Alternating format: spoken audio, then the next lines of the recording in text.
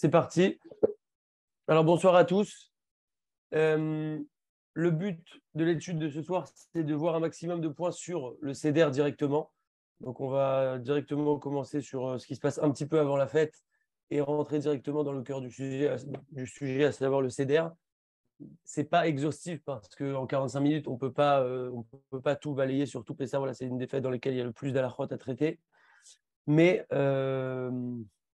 Bezrat Hashem, on va faire le maximum pour essayer de voir le maximum de notions. Alors, ceux qui veulent prendre des notes, parce qu'on va avoir pas mal de petits points d'halakha, ça va être à chaque fois des choses très très courtes. Donc, je vous encourage à peut-être noter les points que vous n'avez pas l'habitude de voir pour pouvoir les appliquer au bon moment, parce qu'on va avoir plein de notions pas compliquées, voilà, des choses assez simples, mais desquelles il va falloir se rappeler. Pour commencer, juste avec une petite histoire rigolote que j'ai entendue, parce que le Rav Ovadia Yosef, on sait qu'il avait l'habitude de commencer souvent ses shiurim avec, comme on dit, Mila Debdirouta, donc une parole de rigolade un petit peu pour ouvrir le cœur des personnes. Un jour, il y a un couple, ils n'étaient pas spécialement religieux, et le monsieur, il a dit à sa dame, écoute, j'ai envie qu'on fasse le CEDER cette année, mais j'ai aucune idée de comment ça se passe. Je n'ai jamais fait ça, ou j'ai déjà vu rapidement, mais je ne sais pas comment ça se passe. Va voir chez le voisin. Le voisin, il est assez religieux. Et comme ça, on pourra voir comment ça se passe le CEDER de Pessah. Alors, sa femme, elle part, elle descend, elle se met en face de la fenêtre du voisin, elle commence à observer. Donc, on était le soir même de Pessah. Et elle était de bonne volonté, elle voulait voir comment ça se passe. Et là, qu'est-ce qu'elle voit? À son grand désarroi, elle voit que son voisin, donc en face, il venait de se. C'est ce qui s'était passé, entre autres, il venait de se disputer avec sa femme. Et donc, il a pris un balai et il commence à taper sa femme. Il la tape, il la tape, il la tape. Alors, elle est choquée, elle est en face de la fenêtre, elle se dit waouh, c'est ça le CEDER de Pessah et tout. Dans quoi je suis rentré? J'aurais dû me taire, peut-être qu'on n'aurait rien dû faire, etc. Et donc, elle est bouleversée, elle rentre chez elle, bien entendu. Alors, son mari, il lui dit alors, t'as vu comment ça se passe, c'est le CEDER, etc. Et elle ne répond pas parce qu'elle est bouleversée. Elle ne va pas lui dire oui, ben voilà, le CEDER, ça marche comme ça. Il faut que le mari prenne un bâton et qu'il frappe sa femme. Donc elle se tait, elle dit rien. Et au final, le mari, il continue, il répète, il dit mais alors raconte, qu'est-ce que tu as fait? Ça fait une demi-heure que tu es parti, tu as observé, qu'est-ce qui s'est passé? Raconte-moi, je voudrais savoir. Et elle dit rien parce qu'elle est bouleversée, elle ne veut pas que ça se passe comme ça chez elle. Et au final, le mari, il pète un câble, il craque et il prend un balai. Et lui aussi, il commence à frapper sa femme. Il lui met des coups de bâton. Et à un moment, sa femme, elle le regarde, elle lui dit mais alors, si tu savais comment on fait le CEDER de Pessah, pourquoi tu m'as envoyé là-bas pour me demander comment ça se passe? Donc voilà, ça, c'était pour la petite histoire sympathique. Maintenant, on démarre directement. Donc, on va aller très, très vite. On va voir à chaque fois des notions et des points. Donc, Achanot Lachak, je vais traduire directement. On est basé sur le livre Halacha Ve'Agada, le même livre qu'on étudie tous les lundis, mais celui sur la fête de Pessah. Toujours aussi merveilleux, ce livre qui a été écrit par Rav David Shalom Naki, basé sur la halacha selon Rav Ovadia Yosef. Donc, on nous dit que Kol Amarbe Beotzaot Lirvod Achag, tout celui qui multiplie les dépenses en l'honneur de la fête, il est digne de louange. Et oui, des dépenses, il y en a, et peut-être que Pessah, c'est une des fêtes dans laquelle on a le plus de dépenses, car il faut quasiment tout racheter, il y a énormément de choses à acheter, les prix sont très élevés, etc. Mais il ne faut pas être inquiet sur cet argent qu'on sort de notre poche, car tout nous sera retourné, comme l'ont dit nos sages. Kol mezonotav chez la dame, ketsuvimlo mitishre ve'atishre, chutz mitishre. Donc ça, c'est un principe extrêmement précieux qu'on doit toujours avoir en tête. Toute la parnassa d'un homme est fixée de tishri à tishri, donc sous-entendu d'un Rosh Hashanah à l'autre, à l'exception de tishre, c'est un jeu de mots, mais c'est l'acronyme de à l'exception de tishre, donc tav, shin, resh, yud, à l'exception de 4 postes de dépenses pour lesquels cela ne va pas être inclus dans la parnassa de l'homme qui lui a été fixée. Si on a décidé que telle personne devait gagner 50 000 euros cette année, 100 000 euros cette année, 1 million d'euros cette année, cela n'a pas inclus 4 postes de dépenses qui sont complètement à part et qui sont Tav, Talmud, donc tout ce qui concerne l'étude de la Torah, Shin, Shabbat, Resh, Rosh Chodesh et Yud, Yom Tov. Donc pour ces 4 postes de dépenses-là, tout ce qu'on va dépenser, ça va être compté complètement à part. Et donc, on a un grand intérêt à dépenser pour ces choses-là. C'est valable aussi pour Shabbat chaque semaine. Donc, on répète, pour tout ce qui est étude de la Torah, Shabbat, Rosh Chodesh et Yom Tov, toutes ces dépenses-là, c'est un compte à part de notre budget. Et ça ne va rien nous enlever de notre parnassa. Et donc, ça va venir nous rassurer un petit peu dans toutes ces dépenses qu'on a. par rapport à ces fêtes-là. Donc ça, c'est par rapport aux dépenses de la fête. Il ne faut pas avoir peur de dépenser, prendre des belles choses, prendre du bon vin, prendre des belles matzot, acheter tout ce qu'il faut pour la fête et ne pas être inquiet sur ça parce qu'Akadosh Baruch Hu, il observe tout ça et il ne faut pas s'inquiéter par rapport à ça. Plus on va dépenser dans ça, plus on va recevoir puisque c'est vraiment quelque chose de à part. Une autre notion, il faut qu'on se réjouisse pendant les fêtes et il faut aussi qu'on réjouisse les autres, l'ismoach ou les saméach. On dit dans la Torah, Vesamarta bechagecha, tu te réjouiras dans ta fête, ata uvincha uvitecha, toi, ton fils, ta fille, ve'avdecha ve'amatecha, ton serviteur, ta servante, ve'alevi, ve'hager, ve'ayatom, ve'almana asher visharecha, shivat yamim, etc., etc. Donc en fait, on a une notion de se réjouir soi-même, mais il faut aussi réjouir les autres. Comment ça marche, réjouir les autres? Par quoi ça passe? Le Rambam, il nous dit que l'homme, je traduis directement, il doit être de bon cœur, donc il doit vraiment se réjouir pendant les fêtes. Lui, sa femme, les membres de sa famille et tous ceux qui l'accompagnent. Et comment ça va marcher? Eh ben, il va réjouir chacun en fonction de ce qui lui est adapté. Et il donne ici quelques exemples. Donc, des enfants, bah, qu'est-ce qui leur fait plaisir? On va leur acheter des petits cadeaux, des bonbons, etc., des choses qui leur font plaisir. La femme, on va lui acheter des vêtements, des bijoux, en fonction de l'argent qu'on a, etc. Et les hommes, en général, ils vont se réjouir en achetant de la viande, du vin, etc. Donc, chacun, en fonction de son plaisir, va se réjouir. Et donc, il y a une vraie mitzvah d'acheter quelque chose comme ça pour sa femme, ses enfants, etc. C'est très important parce que ça fait partie du Inyan de se réjouir pour la fête. Très bien. Maintenant, on va voir encore un autre point. Maintenant qu'on a vu se réjouir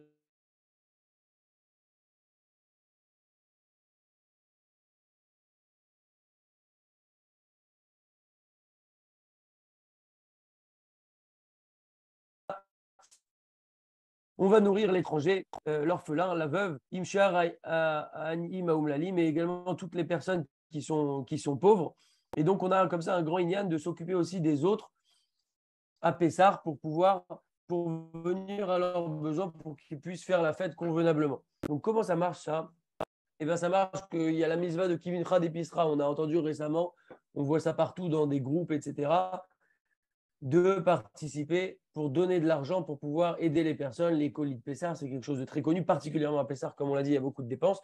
De pouvoir aider les autres. Voilà, il est encore temps. Il y a énormément d'institutions qui s'occupent de distribuer des paniers de Pessar. On peut donner directement en ligne avec sa carte bleue, etc. Et particulièrement à Pessar, c'est déductible d'ailleurs du Maaser.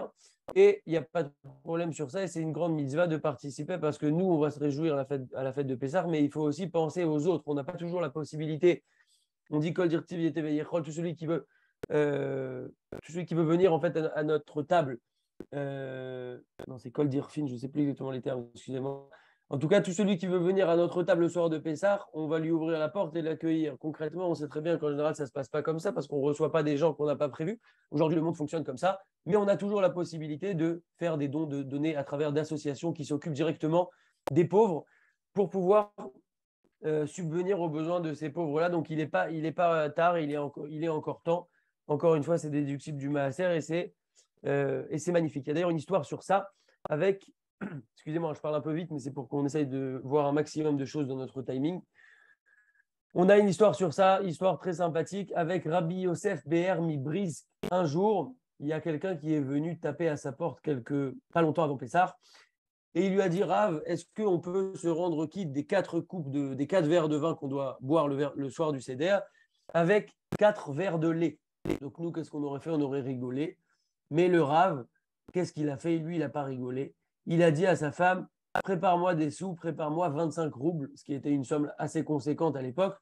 Il a pris cet argent, il a donné au pauvre. Le pauvre, c'était un monsieur. Le monsieur, il est venu, il lui a dit, non, mais je suis venu simplement poser une question. Et il lui a dit, t'inquiète pas, je te donne ça en prêt quand tu pourras, le jour où tu pourras, quand Hacham il te permettra, tu me les rendras, il n'y a pas de problème, prends-les et passe des bonnes fêtes. Et il est parti avec le sourire, il lui a donné avec le sourire. On rappelle au passage que quand on donne la tzedaka, il faut le donner toujours avec le sourire. Donc, quand on est physiquement face à une personne, c'est un petit peu difficile parce que souvent, voilà, c'est des personnes qui sont en difficulté. Mais il faut presque se forcer à sourire parce que la mitzvah n'a rien à voir quand on donne avec le sourire. Bref, il a donné à ce pauvre-là. Il est parti et sa femme, elle lui a dit, mais pourquoi tu m'as donné 25 roubles? Il t'a simplement demandé est-ce qu'on peut boire des verres de lait. Donc, on pouvait comprendre qu'il n'a pas de verre de vin et d'acheter 4 verres de vin, même si c'est pour toute sa famille, ça ne coûte pas 25 roubles. Pourquoi tu lui as donné une somme si importante? Il lui a dit, regardez la finesse du Rav, Et c'est ça qu'on doit toujours avoir dans notre esprit, d'être assez fin comme ça et alerte par rapport au message que les gens nous communiquent en permanence chaque jour de notre vie. Il lui a dit, s'il m'a demandé des verres de lait, ça veut dire qu'il n'avait pas l'intention de manger de viande avant, parce que s'il avait mangé de la viande avant pendant son repas, pour la coupe 3 et la coupe 4 qui sont après le repas, il n'aurait pas pu boire de lait après la viande. Donc, ça veut dire qu'il n'avait même pas de viande. Et donc, s'il n'avait pas de viande, certainement qu'il lui manquait non seulement de la viande, mais encore beaucoup d'autres choses pour la fête. Et donc, c'est pour ça que j'ai donné une somme assez conséquente pour qu'il puisse faire sa fête convenablement. Et voilà comment a agi ce Rav de manière extraordinaire. Très bien. OK. Donc, on continue. Je vois les points au fur et à mesure, hein. J'ai regardé ce qu'on pouvait essayer d'étudier dans ce temps.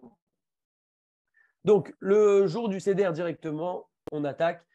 Il va falloir préparer pendant qu'on est encore dans la journée tout ce dont on a besoin pour passer le Seder de Pessah. C'est-à-dire qu'on va préparer du vin, donc suffisamment en quantité, idéalement un bon vin, comme on a dit, il ne faut pas avoir peur de dépenser. Des matzot shmurot faites à la main. Pour le Seder, c'est très important d'avoir des matzot shmurot. Après, pour la fête, il n'y a pas de problème d'avoir des matzot normales. Mais pour le Seder, faire vraiment ça sur des matzot shmurot. Les feuilles de carpas, en général, on prend du céleri. De l'eau avec du sel pour tremper le carpas dedans. Le maror, donc de la laitue. Faire très attention à la laitue, voir comment bien cachériser la laitue, parce que ce n'est pas le tout de prendre une belle laitue, mais il ne faut pas manger des bêtes dedans, sinon on ferait quelque chose qui est… on perdrait un petit peu notre mérite. L'os, il y en a qui mettent un œuf, une belle séouda, etc. Des petites douceurs pour faire tenir les enfants et les maintenir éveillés. Au passage, je voulais dire ça en introduction et j'ai oublié de le dire. On a plus de 60 mitzvot, je crois 64 mitzvot le soir du Seder de Pessah.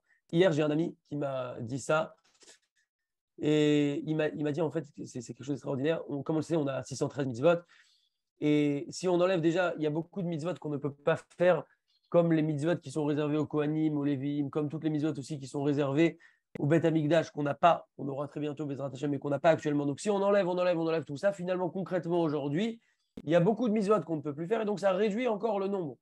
Et ce soir-là, on a 64 mitzvot. Donc on a presque, disons, un cinquième des mitzvot qu'on peut faire aujourd'hui qui sont à notre portée. Un cinquième de ces mitzvot, en tout cas une belle partie de ces mitzvot, je n'ai pas fait le calcul exactement, se trouve le soir du Seder de Pessah. Et en fait, en un coup comme ça, en un Seder, on a la possibilité de prendre une part énorme pour les mitzvot qu'on doit accomplir. Et donc, c'est très important pour cela de se préparer en avance. Donc là, on fait une préparation spirituelle, halachique, technique, etc.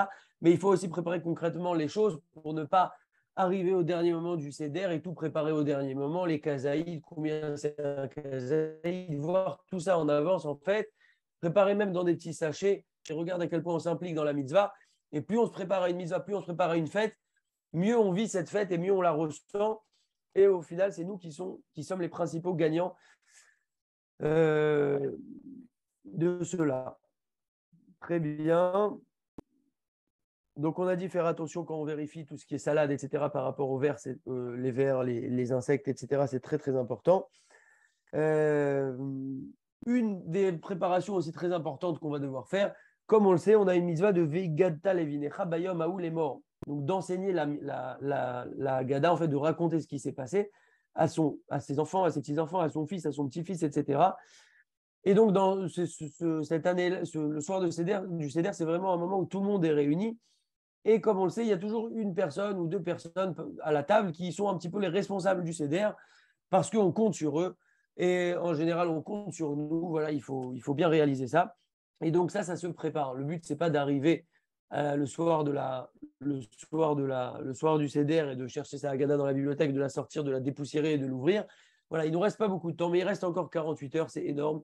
On peut prendre une Haggadah en avance, commencer à regarder ce qui se passe dedans, commencer à essayer de prendre des livres sur Pessah, vraiment se préparer par rapport à ça, parce qu'on a la meilleure volonté du monde, mais les gens ne peuvent pas attendre le soir du Seder et de dire attendez 2 secondes, je vais chercher un truc intéressant et des choses intéressantes à Pessah. Oui, il y en a énormément, mais ça, c'est quelque chose qui se prépare. Et donc, il reste encore un peu de temps pour pouvoir préparer ça convenablement et en avance pour être intéressant le soir du Seder. Rav Gedalia, le Rav de Makeïla, disait il y a quelques jours, le soir du Seder, on doit avoir une question. Chacun doit avoir une question, pas spécialement préparée, mais au contraire une question qui va nous interpeller par rapport à la Haggadah quand on va la raconter. on va avoir une question. On va se dire, mais qu'est-ce qui se passe là? Parce qu'on voit des petites images comme ça sympathiques de Pessah. On a l'habitude de voir des dessins, des choses assez mignonnes, entre guillemets. Mais il faut bien réaliser qu'on était esclaves en Égypte et ce n'était pas quelque chose qui était sympathique, ce n'était pas quelque chose qui était coloré. C'était quelque chose qui était comme la Shoah, voire même pire encore que la Shoah. La Shoah, on arrive à imaginer parce qu'on voit des images, on voit des témoignages. Mais il faut bien comprendre ce que c'était l'esclavage en Égypte. Ce n'est pas simplement une petite sortie d'Égypte mignonne, une histoire qu'on raconte. C'est quelque chose que notre peuple a vraiment vécu. Et il faut bien comprendre ça. Quelqu'un que je connais qui s'appelle Emmanuel Elalouf disait ça. C'est que toute l'histoire en fait, de Pessah, finalement, c'est de pouvoir vraiment vivre ça. Et comment on vit ça, on raconte ça. Et ça passe par une étape de préparation. Et il donnait un exemple. Et il dit si quelqu'un il vient dans 50 ans, il prend un livre d'histoire et il voit 2020. En haut, il y a un petit coin comme ça, il y a marqué 2020. Il y a eu un virus, une pandémie mondiale, coronavirus.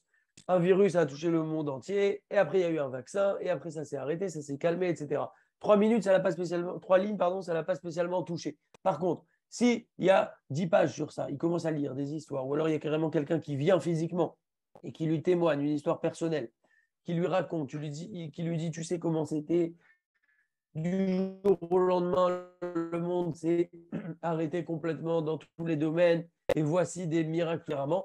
Et c'est ça, en fait, le Inyan du soir de Pessah, c'est vraiment de vivre ça. Et donc, comme on a dit, Kolam Arbel les sapeurs Betsiat Misraïm, Arezé Beshubach, et ça, c'est quelque chose qu'on doit bien avoir en tête. Tout celui qui multiplie les récits de la sortie d'Égypte le soir de Pessah, il est digne de louange. Donc, il faut vraiment multiplier ça et ne pas se contenter du strict minimum. Très bien.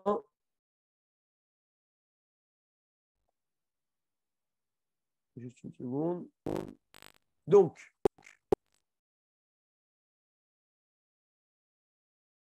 juste une seconde. C'est un point aussi qui est important. Les tsapotes ou les yachel, les chak, benachat ou beroga, donc il faut vraiment attendre l'entrée de la fête calmement. On sait que Pessah, ça nécessite énormément de préparatifs. Tout le monde est un petit peu en pression au moment de Pessah parce qu'on s'est investi complètement. On a donné tout ce qu'on pouvait donner. Mais il ne faut pas oublier que le principal, d'ailleurs, il y a souvent des blagues là, qui circulent en ce moment sur ça, qu'à Pessah, on nettoie le chametz, on n'a pas de inyan de nettoyer la poussière. La poussière n'a pas. Alors oui, on en profite pour faire un ménage de printemps, mais le but, c'est pas d'arriver complètement éclaté, explosé au CDR de mauvaise humeur, en stress, etc. Donc il faut vraiment savoir faire une coupure, dire stop, ça y est, moi et toute ma famille, on s'est préparé du mieux qu'on a pu par rapport au CDR, faire une coupure et ne pas rentrer dans la fête avec ce stress. Et ça, c'est un vrai travail qu'on doit faire de mieux en mieux chaque année, parce que sinon, ça va avoir automatiquement une influence sur notre CDR, parce qu'on est en pression, parce qu'on veut que tout se passe comme ça et comme ça et comme ça et comme ça, et tout le monde est tendu. Et ça, c'est pas du tout le but de la fête. Il faut au contraire arriver détendu dans la fête. C'est un moment de joie, de simra. S'il y a des choses qui ne se passent pas comme on a prévu, il ne faut pas commencer à faire des marloktot, des discussions, des bagarres, des disputes, etc. Il faut vraiment rentrer calmement dans la fête. Et le Yetzirah est très fort ce soir-là parce qu'il sait à quel point le moment du Seder est un moment élevé dans lequel on puise et on puise vraiment des forces de Emouna pour toute l'année. Et donc le Yetzirah, lui, il fait son travail. Mais nous, on doit faire notre travail, de ne pas se laisser perturber par rapport à ça et vraiment d'être le plus calme, le plus serein et le plus joyeux possible et de faire vraiment une coupure avec tout le rush qu'il y a eu cette dernière semaine, ces 2 dernières semaines, faire une coupure avec ça et rentrer dans la fête calmement. Euh, Très bien, on continue. Excusez-moi, parce que j'essaye vraiment de faire le plus synthétique possible pour qu'on voit le maximum de choses.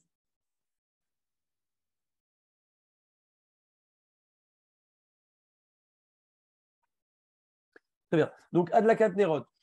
Donc, les femmes, elles vont allumer avant la shkia, avant le coucher du soleil, comme la veille de chaque Shabbat. Et il y en a qui ont l'habitude d'allumer plutôt juste avant le kidouche. Et donc, si elles allument avant le kidouche, donc la fête est déjà rentrée, donc il faudra allumer à partir d'une lumière déjà existante. La bracha, quand on allume les nérotes pour les femmes, on va faire Baruch ata Hashem Elokeinu melech haolam asher kiddushanu b'mitzvotav v'tzivanu le'adlik ner shel yom tov. Et ensuite, la femme allume. Concernant les Ashkenazim, en général, le Shabbat, euh, les femmes ont l'habitude, les femmes Ashkenazim ont l'habitude d'abord d'allumer et ensuite de faire la bracha. Mais pour Yom Tov de Pessah, même elles, les femmes ashkénazes, elles vont d'abord faire la bracha et ensuite elles vont allumer. Donc c'est comme ça pour tout le monde. La bracha de Shérianou, très important, est différent par rapport à d'autres fêtes au moment où on allume pour les femmes. Les femmes ne vont pas faire la bracha de Shérianou à la Adlaka parce qu'elles vont faire cette bracha plus tard pendant le kidouche. Elles vont en fait penser à s'acquitter au moment du kidouche, la bracha de Shérianou. Elles vont répondre amen en ayant l'intention de s'acquitter. On rappelle le principe, quand on s'acquitte de quelque chose, il faut toujours une double intention, celui qui pense à acquitter les autres et celui qui pense à se faire acquitter. Et donc, elles ne vont pas faire la bracha de Shérianou au moment de l'allumage des nérotes. Très bien.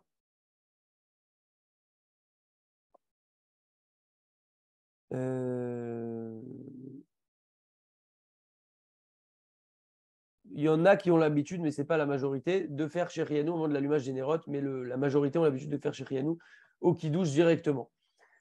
Ok, donc ça, on a vu.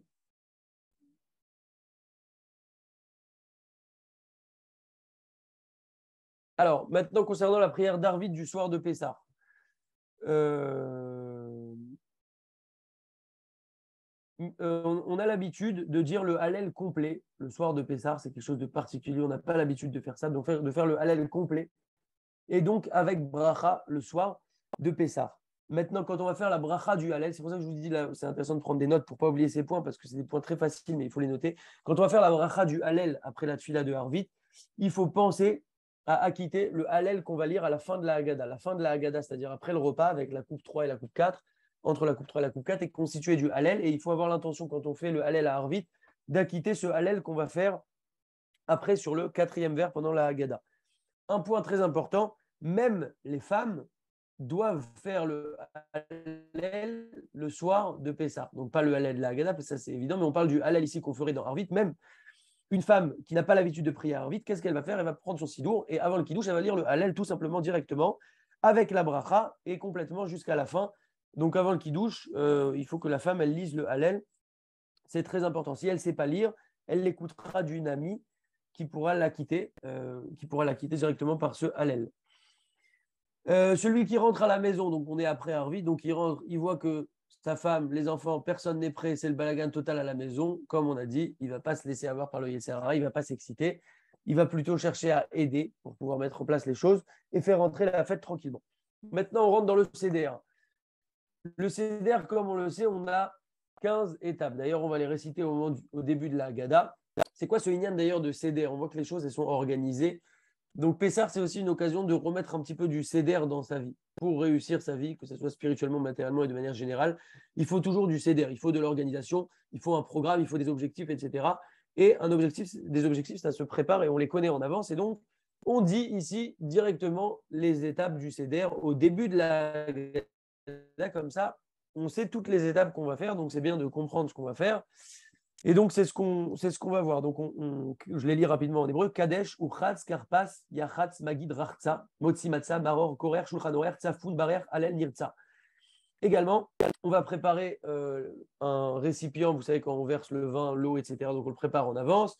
On va préparer tout ce qui est sur le plateau. Donc, 3 matzot, l'os, l'œuf, le maror, le charoset, le karpas. Donc, le maror, c'est les feuilles de laitue. Le charoset, on sait ce que c'est. Le karpas, en général, on prend du céleri.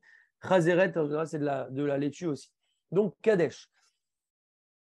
C'est bien de préparer la table par rapport au kidouche. Donc, Kadesh, c'est le kidouche, c'est la première étape. C'est bien de préparer la table en avance, comme ça, dès qu'on rentre de la Sina, c'est déjà prêt. On va prendre les plus beaux ustensiles, on va prendre les plus belles choses pour dresser une table magnifique. C'est très important par rapport au verre de kidouche qu'on prenne un verre de kidouche qui contienne la quantité de révit. Donc, révit, c'est 8,6 centilitres. Pour vous donner une idée, un gobelet en plastique classique, ça fait 20 centilitres. Donc, c'est environ la moitié d'un verre en plastique. On prend en général un verre qui contient un petit peu plus. Comme ça, s'il y a un peu qui tombe, on est tranquille et on n'a pas de crainte d'avoir moins que ça. Le Baal Habayit, donc le chef de maison, va servir à chacun un verre. Avant de se servir le verre, c'est bien de nettoyer le verre de l'intérieur, de l'extérieur. Et ensuite, on sert chacun. Et c'est bien, après qu'on ait servi chacun, de se faire servir en tant que Baal Habayit. Ce soir-là, on est libre. Et c'est pour ça qu'on s'accoude et qu'il y a tous ces signes de liberté, etc. Donc, c'est bien de se faire servir ce verre par quelqu'un. On va remplir le verre jusqu'à son bord. jusqu'à qu'on voit une sorte d'arc comme ça. Quand on remplit un verre complètement, on voit un petit peu c'est un petit peu bombé comme ça. Et on mérite par cela une nachala bli metzarim, donc un héritage sans limite parce qu'on est large et on fait comme ça un petit peu déborder le verre. Et si ça déborde, c'est pas grave. C'est un signe de bracha. C'est bien aussi de donner aux petits-enfants un petit verre avec du jus de raisin pour qu'ils se sensibilisent comme ça à la mitzvah et à la sortie d'Égypte. Donc, il faut prendre ici du vin rouge. C'est important de prendre du vin rouge. Ceux qui ne peuvent pas prendre du vin, le but, c'est pas d'être complètement saoul à la fin du seder. Le but, c'est de tenir le seder et de le faire joyeusement, etc. Donc, celui qui ne pourra pas prendra du jus de raisin et il n'y a aucun problème. Donc, le kidouche. Quand on fait le kidouche, celui qui fait le kidouche doit avoir l'intention d'acquitter tous ceux qui écoutent. Et également, tous ceux qui écoutent doivent avoir l'intention de se faire acquitter. Ça, c'est valable pas spécialement à Pessah, mais de manière générale, toujours cette double intention. Et donc, on répond Amen en tant que personne qui se fait acquitter. Et il ne faut pas répondre Baruch ou Baruch Shemo, ça on le rappelle, c'est très important. Quelqu'un qui fait une bracha, quelqu'un qui fait Sheakol, quelqu'un qui monte à la Torah, je réponds Baruch ou Shemo. Non, pas qui monte à la Torah, pardon, c'est autre chose.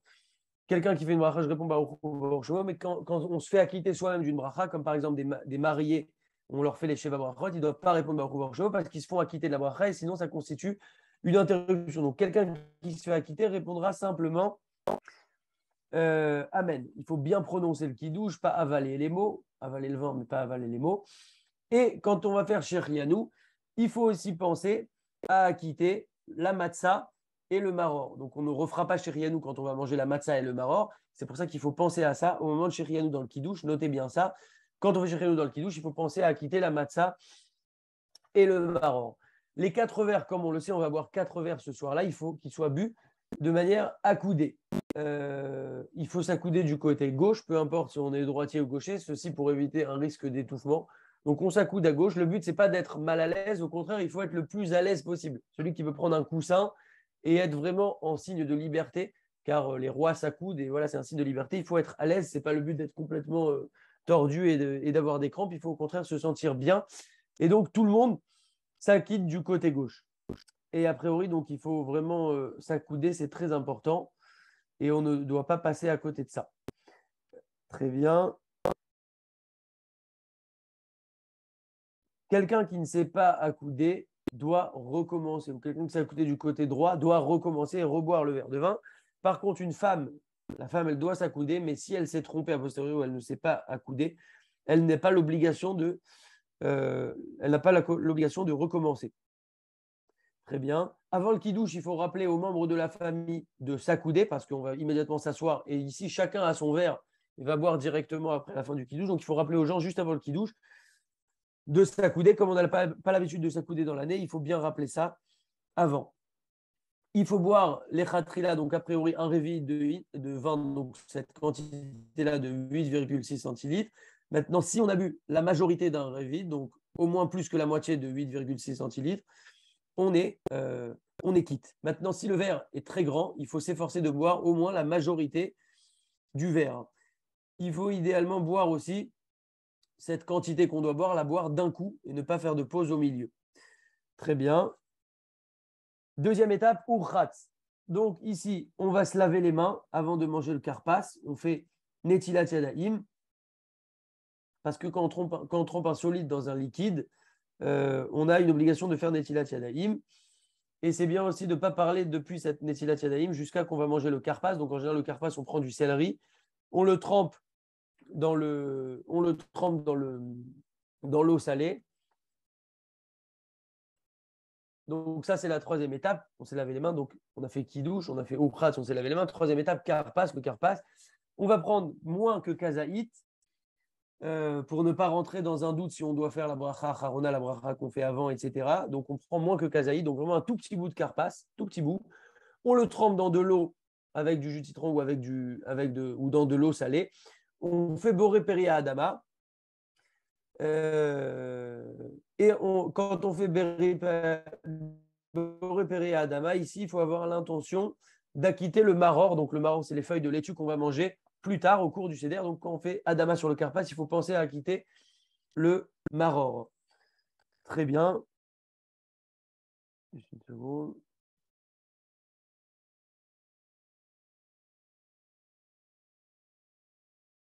Donc ici, on le mange pas à coudée. Le karpas, on le mange pas à coudée. Très bien. Quatrième étape, yachatz. Betsiat matzah emsaï. Donc ici, on va couper la matzah qui est au milieu. Donc on a 3 matzot qui sont sur le plateau du seder. On va prendre la matzah du milieu, on va la couper en 2 et on va la couper en 2 de manière de manière à ce qu'on ait une grande partie et une petite partie, donc pas de manière équivalente. La grande partie, on va la garder pour la ficomane. En général, on la cache, les enfants la cherchent. On leur fait ça pour qu'ils maintiennent leur éveil au cours du seder. Très bien. Et donc, la petite partie, on va la remettre au milieu. OK. On a l'habitude donc de cacher, comme on a dit, la grande partie pour la ficomane. Et quand on termine la Haggadah, et la première partie de la Haggadah, en tout cas, en fait, donc comment ça se passe la Haggadah? Donc, on a premier verre, deuxième verre, le repas au milieu, troisième verre, quatrième verre. Donc, pendant le repas, on a l'habitude que les enfants cherchent la ficomane. Celui qui la trouve, on lui donne un petit bonbon, un petit cadeau, etc. Tout ça pour les maintenir éveillés. Très bien. Quatrième étape. Donc, cinquième étape, Magid. Magid, c'est la Haggadah. Donc, littéralement, de raconter. On lève le plateau, on fait à la Rahmania. Il y en a qui ont l'habitude de faire Bibilou, selon les minagim, etc. On prend le plateau, on le repose et on le met sur le coin de la table. Vous allez voir, à chaque fois, c'est marqué au fur et à mesure des Haggadot. On prend le plateau, on enlève le plateau, on découvre les matzot, on recouvre les matzot. Tout ça, en fait, le but, c'est de maintenir l'éveil des enfants, mais aussi des adultes. Qu'est-ce qui se passe ici? Pourquoi on bouge un plateau, etc. Ensuite, très bien. Ensuite, on sert le deuxième verre. On dit Manishtana. Manishtana, donc c'est les enfants qui doivent le dire, mais aussi on doit le répéter après parce que ça fait partie intégrante de la Haggadah. On remet le plateau au milieu de la table. On découvre les matzot. Donc tout ça, c'est marqué dans les Haggadot, mais c'est bien, voilà, comme ça au moins on aura fait une première compréhension. Et on commence à dire Avadi Maïnou les paro Mitzraïm, ou Shar Haggadah. Donc nous étions esclaves en Égypte, etc. Donc tout le but, c'est de comprendre. Je parlais avec quelqu'un cette semaine, c'était intéressant. Il me disait, mais c'est une fête un petit peu angoissante parce qu'on parle que d'esclavage, d'angoisse. C'est triste comme fête. Je ne dis pas du tout. Le but, c'est vraiment de comprendre là où on était, là où on est aujourd'hui. Et sur ça, j'ai entendu une histoire magnifique de Rav Yosef Katan. Il raconte qu'un jour, il y avait son frère Moshe Katan qui est parti mettre les téphilines à des gens dans un Merkaz Klita, un centre d'intégration en Israël. Il y a beaucoup de Russes qui vont là-bas quand ils font leur alia. Ils vont là-bas, ils s'installent, ils dorment là-bas, on leur donne un travail. Le temps qu'ils s'installent, qu'ils rentrent dans le pays, donc il lui a mis les tefilines et à la fin, il lui fait répéter la phrase Anima amin be'emuna shelema, je crois d'une foi parfaite, véritable dans la venue du Mashiach, etc. Et même s'il tarde à venir, je l'attendrai jusqu'à qu'il vienne. Donc il lui fait répéter cette phrase avec les tefilines. Et là, à la fin, il lui dit mais tu crois dans le Mashiach, toi? Vraiment? Et c'est pas le Chabad qui pose la question aux Russes, c'est le Russe qui pose la question au Chabad. Alors le Chabad, il lui répond oui, bien sûr, je crois au Mashiach. Et le Russe, il lui pointe comme ça, il lui dit moi, je crois encore plus dans le Mashiach que toi. Alors le Chabad, il lui dit magnifique, extraordinaire et tout, mais raconte-moi pourquoi. Il lui dit toi, tu n'as pas grandi en Russie soviétique. Moi, j'ai grandi en Russie soviétique. C'était complètement fermé. C'était des gens tellement puissants et tellement dominants qu'on n'avait aucune possibilité de sortir de là-bas et on voyait aucune possibilité. Mais malgré tout, tout s'est effondré du jour au lendemain. On a pu être libéré. Et aujourd'hui, je suis arrivé là, voilà. Et j'ai pu faire mon alia, etc. Et donc, il lui dit, une fois que j'ai vécu une situation où c'était impossible de sortir et je suis sorti, c'est comme quelqu'un, il y a une porte qui est très, très petite, il ne sait pas s'il peut passer à travers, il force, il passe à travers. Une fois qu'il est passé une fois à travers, il est sûr à 100% et convaincu qu'il pourra à nouveau passer. Et donc, c'est pour ça que ce monsieur-là, russe, qui était extrêmement sincère, il lui dit, voilà, une fois que je suis sorti d'un esclavage, d'une difficulté dans laquelle j'avais aucune solution, et pourtant on est sorti, alors je suis convaincu de la même manière qu'on sortira également de notre exil, même si aujourd'hui l'exil, on le vit plus tranquillement, entre guillemets, parce qu'on est dans notre routine, et il faut bien réaliser ça, qu'on n'est pas arrivé à l'étape finale qui est l'avenue du Mashiach avec le troisième Beth Amikdash Bezrat Hashem, mais il faut comprendre que de la même manière que c'était impossible de sortir, et bien pareil aujourd'hui pour nous. Donc en Égypte, il faut savoir que personne ne pouvait sortir, même un chien ne pouvait pas sortir d'Égypte, pas avec des barrières, mais simplement avec de la sorcellerie. C'était très très fort et personne ne pouvait sortir de là-bas. Et malgré ça, Hachem nous a sortis de là-bas. Alors de la même manière, Akadosh Baruch Hu va nous sortir de notre exil actuel. Et c'est ça un des messages principaux de Pessah. C'est pour ça qu'on raconte que Avadim Aïnou, voilà où on était et on a été délivré. Alors, de la même manière qu'on était au plus bas et qu'on a été délivré, de la même manière, on va être délivré, Bezrat Hashem, de la galoute actuelle dans laquelle nous nous trouvons. Très bien. Les femmes aussi doivent lire la Haggadah, ou au moins l'entendre de quelqu'un si elle ne sait pas lire. Et si elle ne comprend pas l'hébreu, c'est bien aussi de lui traduire la Haggadah pour qu'elle comprenne. Donc même les femmes doivent comprendre la Yetziat Mitzrayim. Il faut comprendre aussi que la mitzvah qu'on a de la Torah de raconter la sortie d'Égypte, c'est en fonction de la compréhension des participants. Ce n'est pas le but d'arriver dans son délire et de dire ouais, j'ai des trucs magnifiques, philosophiques, des calculs, des gématriotes, etc. Comme il y a marqué dans Shemot, ou les Mahan, Tesapé, Beozne, Bincha ou Ben Bincha, comme tu raconteras aux oreilles de ton fils, etc. Et aux oreilles, quand on dit aux oreilles, ça veut dire que ça doit être compréhensible. Donc c'est pour ça qu'il y a vraiment ce inyan de préparation, qu'il faut préparer des choses sympathiques, intéressantes, des questions, des choses qui vont mettre vraiment une ambiance au CDR. Et si personne n'a cette responsabilité, il faut prendre cette responsabilité sur soi. Et on verra que quand on va terminer le CDR, on aura Bezrat Hashem une grande satisfaction. C'est aussi important, Chacham Enav Verocho, donc il faut avoir le sage a les yeux dans la tête, donc sous-entendu, il voit le futur et il a toujours un coup d'avance. Il faut se préparer pour cela et faire peut-être une petite sieste l'après-midi. Faire dormir aussi les enfants, parce que les enfants seront fatigués, donc il faut les faire dormir en avance pour qu'ils soient en forme le soir du CDR. Bref, se préparer pour être le plus en forme, le plus détendu et le plus joyeux possible. Au milieu de la Haggadah, il faut éviter de parler. Il ne faut pas commencer à parler, donc parler de sujets qui n'ont rien à voir, bien entendu, parce que si quelqu'un a une histoire, il veut raconter quelque chose, etc., ça ne fera que rajouter. Mais voilà, on ne parle pas de choses, aucun rapport. Également, les personnes qui fument, puisque c'est Yom Tov et on peut allumer du feu à partir d'un feu existant, il faut éviter de sortir, fumer pendant la Haggadah, etc. C'est pas top. On a une étape où on va verser le vin comme ça. Donc en fait, il y a 16 versements. Donc il y a 2 secondes.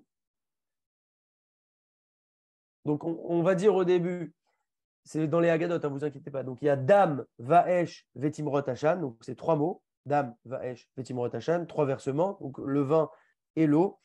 Ensuite, on a les 10 plaies. Dam, Sefardea, Kini, Marov, Dever, Shechin, Barad, Arbe, Rocher, Makad, Bechorot. Pareil sur les plaies, il y a énormément de choses à raconter, mais pour ça, il faut se renseigner avant et préparer. Donc là, on est à 13 versements, 3 plus 10. Et à la fin, on a encore 3 versements, Detzar, Adash, Beachav. Donc c'est l'acronyme de toutes les plaies. Donc Dam, c'est la première lettre de chaque plaie. Et donc là aussi, on verse à chaque fois. Donc ce qui fait qu'au final, on a 16 versements.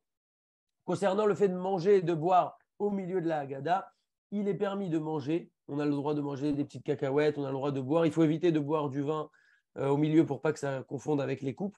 Mais on a le droit de manger, de boire un verre de coca, etc. Il n'y a pas de problème. Le but, ce n'est pas de souffrir. Le but, c'est de faire une Haggadah dans des bonnes conditions. Comme il est écrit, Vesamarta Bechagecha, donc il faut se réjouir. Et le but, ce n'est pas d'être en souffrance, d'avoir faim et d'attendre avec impatience le repas. Donc, s'il y a des choses qui nous font plaisir, on veut manger une pistache, on veut manger quelque chose pour être bien pendant le CDR, il n'y a aucun problème. Très bien. Quand on dit Dayenu, il y en a qui ont l'habitude de se lever, il y en a qui ont l'habitude de prendre des feuilles et de frapper sur l'épaule de leurs collègues. Toutes ces choses-là, en fait, c'est pour éveiller pendant le CDR. On a vraiment ce là d'éveiller les gens pendant le CDR pour profiter et optimiser au maximum cette grande soirée. Très bien. Quand on arrive au terme, au mot Lefirach Anachnu Chayevim, on va recouvrir les matzot. Donc ça, vous le verrez, c'est dans les Haggadot, il n'y a pas besoin de rentrer dans les détails. Ensuite, on lève le verre jusqu'à la fin de la bracha qui finit par la bracha où on dit Asher Gealanu. Et quand on finit cette bracha, on boit le verre, donc on est au deuxième verre. Le deuxième verre, toujours accoudé. On ne fait pas Boré Peragefen parce qu'on l'a fait pendant le Kiddush. Les Ashkenazim, eux, ont l'habitude de refaire à Geffen à ce moment-là. Ensuite, étape suivante, Rartza. Si je ne me trompe pas, on est à l'étape. Excusez-moi. Étape 6, on va terminer vraiment rapidement parce qu'on a un timing. Donc, Rartza, c'est Netilat Yadayim.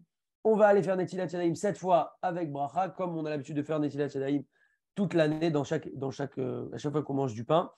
Étape 7, Motzi Matzah.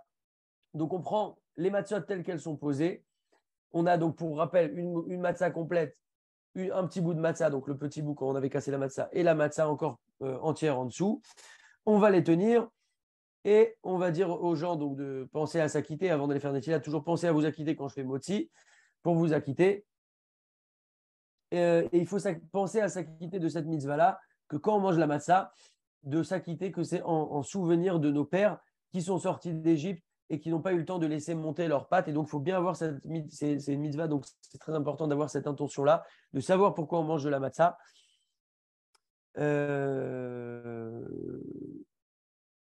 Et donc, celui qui fait motzi va penser à quitter les autres. Donc, il va dire Amotzi lechamina haaretz. Tout d'abord, la bracha de Amotzi lechamina haaretz. Ensuite, il pose la matzah du dessous. Donc, il a cette fois que la matzah entière du dessus et le petit bout de matzah. Et là, il va faire la bracha de alachilat matzah. Et il va prendre un bout de la matzah du dessus et un bout de la petite matzah. Et il faut compléter avec kazaït. Alachilat matzah. Une seconde. Donc, le Baal il prend un bout de la matzah du dessus, un bout de la matzah du milieu. Il faut donner à chacun un petit bout aussi de cette matzah du milieu et de cette matzah du dessus. Et après, il complète la quantité nécessaire avec des matzot qui viennent directement de la boîte de matzot.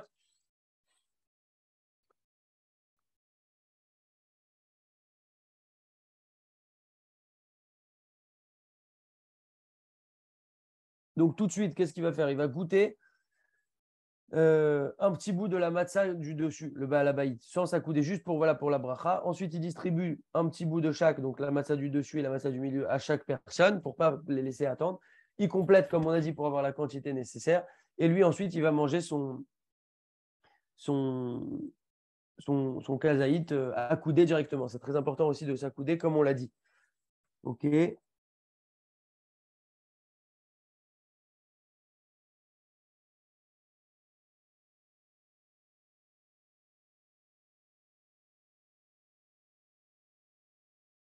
Excusez-moi, juste une seconde, parce que là, il ne nous reste pas beaucoup de temps.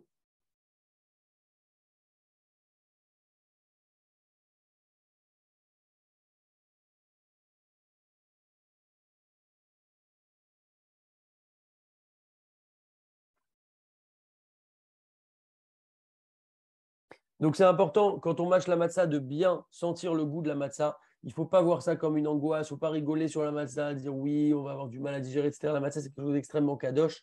C'est quelque chose qui est une refoua. Donc, c'est comme si c'est vraiment un médicament qui apporte énormément à chaque personne qui le mange. Il y a énormément d'histoires avec des gens qui ont vécu des miracles en mangeant de la matzah. C'est aussi quelque chose qui renforce énormément notre émouna. Donc, le faire vraiment, bessimra, et être content de faire cette mitzvah-là. Très bien. Donc, comme on a dit, on peut préparer avant les poids pour ne pas se tromper au niveau des poids par rapport au matzot. C'est très important quand on mange le kazaït de matzah de le manger idéalement en 4 minutes. Donc, c'est pour ça qu'il ne faut pas commencer à parler, etc. Il faut manger en 4 minutes. Et celui pour lequel c'est difficile, il ne faudra pas qu'il dépasse 7 minutes et demie. Quand on mange ce kazaït, c'est 4 minutes idéalement. Et maximum 7 minutes et demie pour la personne pour qui c'est difficile. Comme on a dit, il faut bien la mâcher pour bien sentir le goût de la matzah. On n'accompagne pas cette matzah de quoi que ce soit. Il faut manger uniquement la matzah pour bien sentir le goût. On ne peut pas commencer à mettre de la salade cuite, par exemple, dessus, etc. Il ne faut pas commencer à parler quand on mange ce kazaï de matzah. Donc ça, on l'a dit. Très bien. Ensuite, étape suivante, le maror. Le maror, donc on va prendre un kazaïd de maror. Donc en général, on prend de la laitue. Donc il faut qu'il y ait 27 grammes, c'est très important. Donc en général, c'est vraiment une grande feuille de laitue ou plus. Vraiment, regardez c'est quoi les mesures avant pour ne pas se tromper. On va terminer. On a un tout petit peu de retard, mais on va essayer de terminer très rapidement. On va tremper dans le charoset. Et ensuite, on va secouer le charoset. Il ne faut pas qu'il y ait une tonne de charoset dessus parce que le but, c'est vraiment de sentir le maror. Le charoset, en général, c'est bon, c'est sucré, c'est pour nous rappeler le mortier au passage. Mais comme c'est bon, on a tendance à vouloir en mettre beaucoup. Il ne faut pas en mettre beaucoup. Après, pendant le repas, on peut en manger autant qu'on veut. Mais là, il faut vraiment en mettre un tout petit peu. Il faut avoir comme intention de se rendre quitte de la mitzvah de manger le maror. Et donc, on fait la bracha ici de Alachilat Maror. On ne fait pas Boré Adama sur la laitue parce qu'on l'a fait au moment du Karpas. On avait dit qu'il faut acquitter, quand on fait Adama sur le Karpas, il faut acquitter le Maror. Très bien.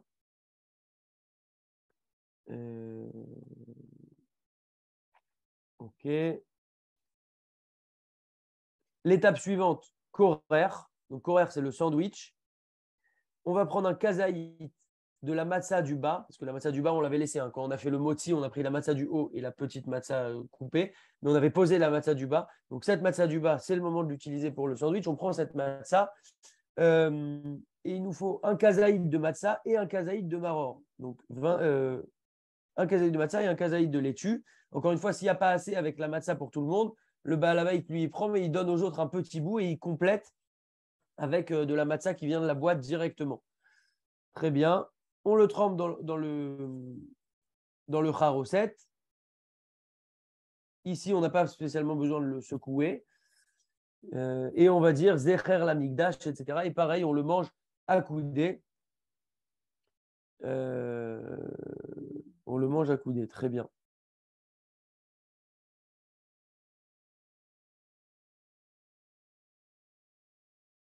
OK. Étape suivante, Shulchan horaire. Donc là, c'est l'étape du repas. On a fini ici la première partie de la Haggadah. On a bientôt fini, vous inquiétez pas, on n'a pas encore 45 minutes, on a presque fini. Shulchan horaire, donc la table qui est dressée, une magnifique table avec des merveilleux repas. Il faut penser qu'il y a des personnes qui ont préparé ce repas, donc faire attention à ça et faire kavod aussi.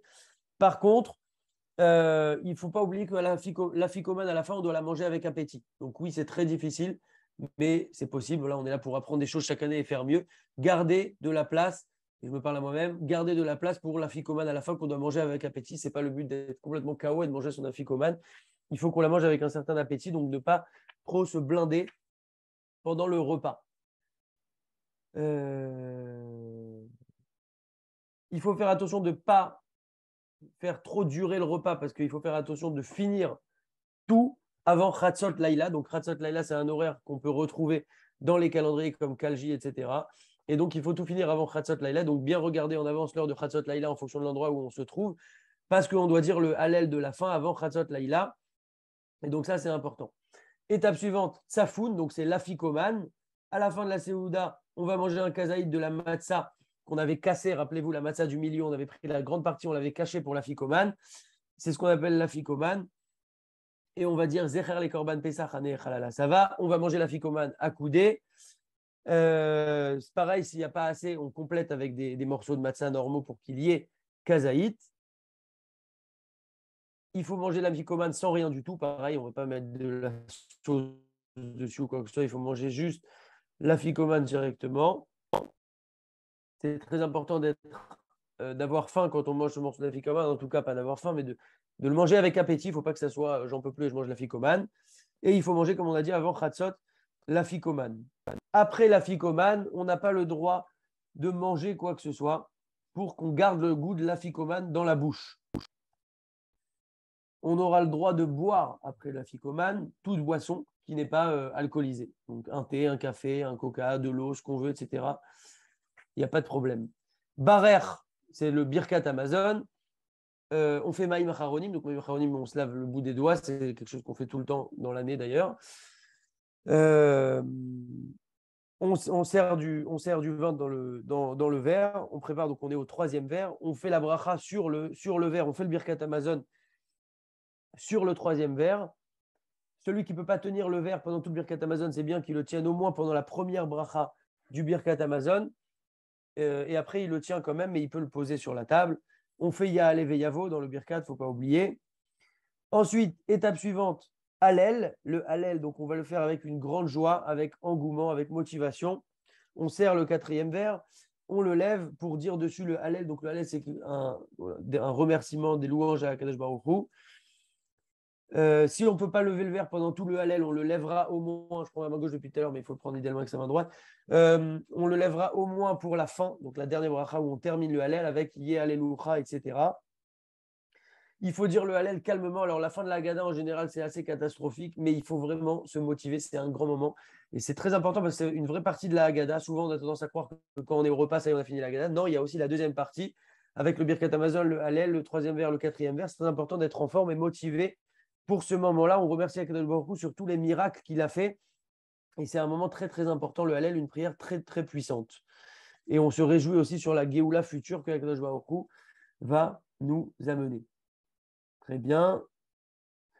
Après, on boit le 4e kos accoudé toujours. On ne fait pas Boré Peri à Geffen. Les Ashkenazim, eux, font Boré Peri à Geffen. On va boire toujours la quantité, comme on avait dit, 8,6 centilitres, etc.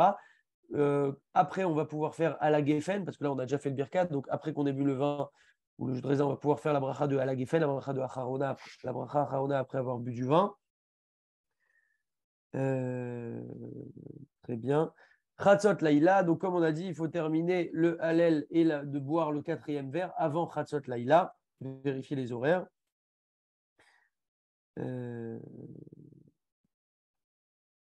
Nirtza. Donc, Nirtza, c'est la dernière étape et on a terminé Bezrat Hashem. On va se réjouir du mérite énorme qu'on a eu de faire ce seder extraordinaire, d'avoir fait énormément de mitzvot dans ce soir si puissant. Et donc, on va chanter avec les personnes qui sont là dans notre table. On a l'habitude de chanter Shira Shirim, on a l'habitude de chanter Chad Gadia, on a l'habitude de chanter Echad Miodea, etc. C'est bien aussi après de raconter, ceux qui peuvent encore s'étendre, raconter les miracles de la sortie d'Égypte. Même il y en a qui ont l'habitude de raconter jusqu'à que le sommeil les prenne, en fait. Donc, vraiment, de pousser la chose au maximum. Et pour raconter au maximum des choses.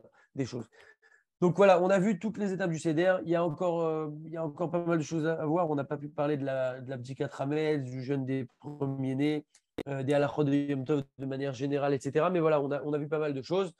On essaiera de faire un cours sur Chol HaMoed la semaine prochaine. Je vous tiendrai au courant si on le fait, quand on le fait, etc. Sur les halachot de Chol HaMoed qui sont des jours de demi-fête, certes, mais qui sont vraiment des jours de fête. Il y a beaucoup d'halachot qui sont très précieuses. Voilà, j'espère que ça vous permettra de vous amener un maximum d'éléments pour vivre au mieux ce moment. Encore une fois, tout est question de préparation. Donc là, ce qu'on a fait ce soir, c'est déjà une préparation en soi, mais ce n'est pas fini. Il reste 48 heures. Chacun a des tonnes de livres chez soi sur Pessah, en français, ce que vous voulez. Le but, c'est vraiment de préparer et de savoir que c'est un moment très, très, très précieux où on va puiser des forces de Emouna pour nous, pour notre famille, pour toute l'année. Et celui qui veut sentir une vraie proximité avec Akadosh Baruch Hu le soir de Pessah, il en a vraiment la possibilité de manière très concrète. C'est pas simplement des paroles, c'est voilà, une des soirées les plus importantes de l'année, deux pour ceux qui font deux Sédarim. Et donc, il faut profiter de ça au maximum. Merci pour votre patience. On a fait un cours plus long que d'habitude. Il y aura un petit Dvar Torah Express sur la fête de Pessah. Je réactive les micros. J'ai parlé assez vite. Mais voilà, j'espère que c'était suffisamment clair. Et en tout cas, Chag Sameach à tous et des excellentes nouvelles. Bezrat Hashem.